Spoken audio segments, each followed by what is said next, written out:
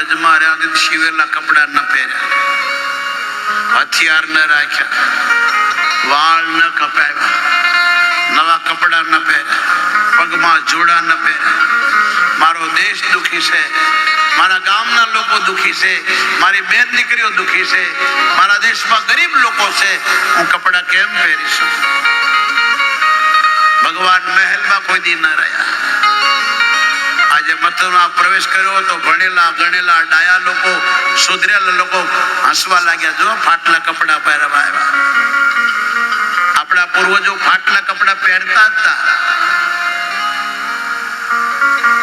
આ કોઈ નવી વાત નથી. હવે લોકો ફેશન માને છે, ફાડીને પહેરે. એટલે આવું તમારા બાપ દાદા પહેરતા હતા. કોઈ ફેશન નથી, આ શરમની વાત છે.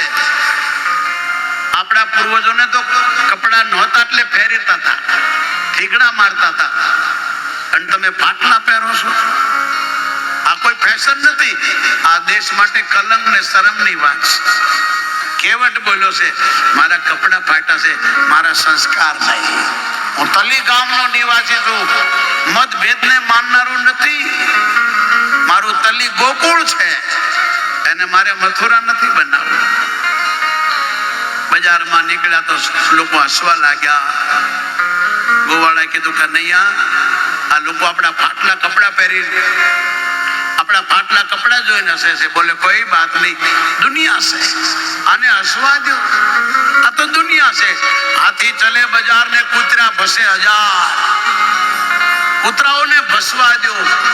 એને કૂતરા કીધા જે ભસે છે. કોઈનું ખોટું કરે, કોઈની નિંદા કરે, કોઈનું હરામનું લઈ લે, અનીતિનું લઈ લે, સાધુનું ખાઈ જાય, બ્રાહ્મણનું ખાઈ જાય, મંદિરનું ખાઈ જાય, અને કૂતરા કીધા.